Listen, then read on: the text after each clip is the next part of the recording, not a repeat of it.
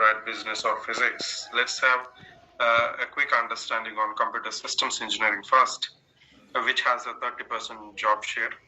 And so in this computer systems engineering, basically it concentrates on right how to assemble the systems, either it might be your servers or it might be laptops, desktops, right?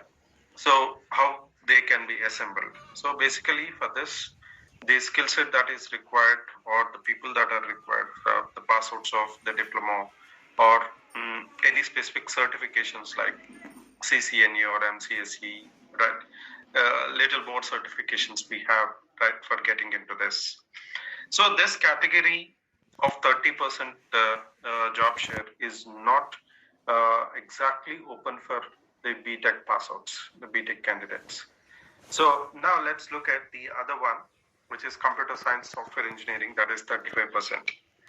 So 35% of the jobs, like where we are looking at it. So sitting in the right campus, right, looking at all software companies, our mind got tuned right towards this 35% job share. But unfortunate thing is we are not looking at the more, that is 60%. So there's a big vertical right bar that is sitting besides the computer science software engineering jobs, that is electrical engineering. When I say electrical engineering, right, both the electronics and communication as well as electrical engineering.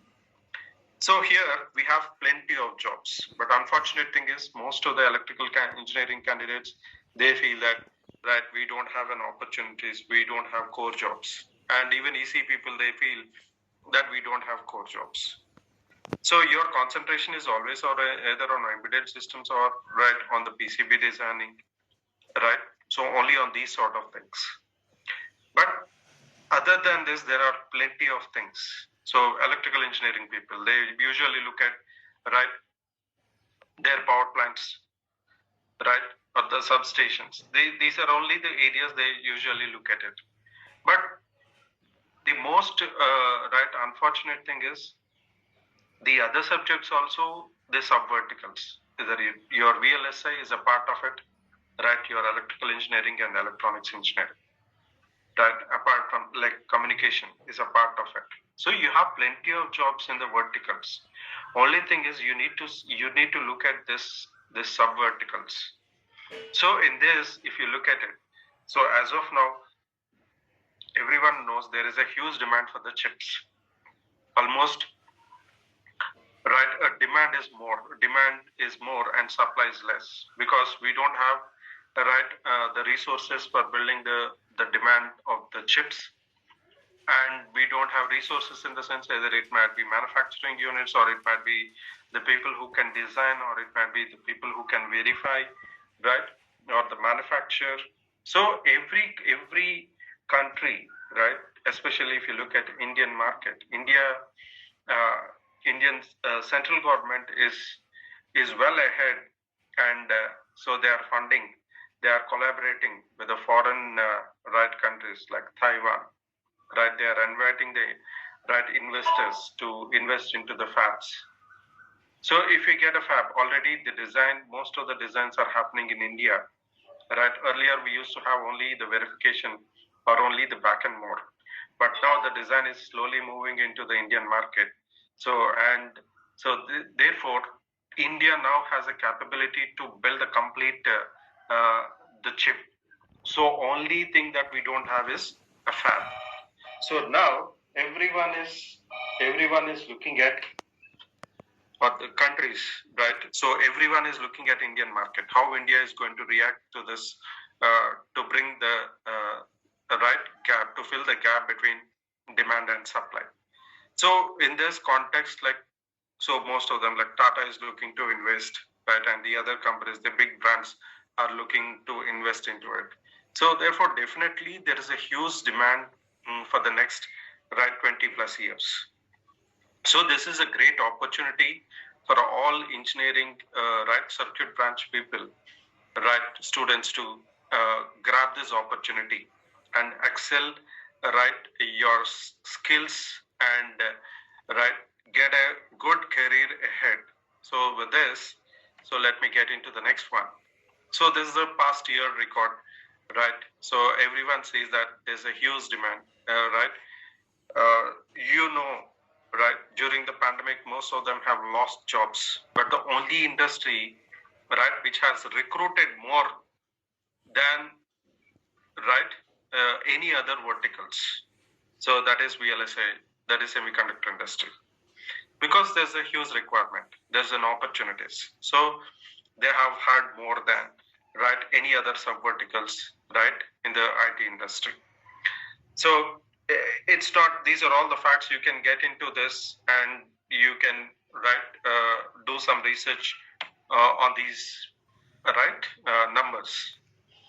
Now, so we know that we have plenty of jobs, but most of them, like, even though they are, right, electrical or mechanical or electronics and communication engineering or any other vertical, say they get into the software industry because the software industry is, right, will get more salaries. They are highly paid. So that is not true. So that is a misconception. That's it. So if you look at a VLS industry, right, and the growth that we are going to see in the next two slides, right, there's a huge, right, growth, right. The software industry is nowhere in between this growth. So now let's see, if you look at the entry level, at the fresher level, the salaries are ranging from 4 to 7. So the minimum salary that they are getting is 3.5 lakhs per annum. So it's a comparable with the, right, software industry. And at the same time, right, once you get into it and once you go and get the opportunity from any clients, your salaries are going to be completely different. So if you look at the national average salaries in India, it is somewhere close to 6 lakhs per annum. This is a basic pay. I'm talking about the basic pay. 6 lakhs per annum is a basic pay.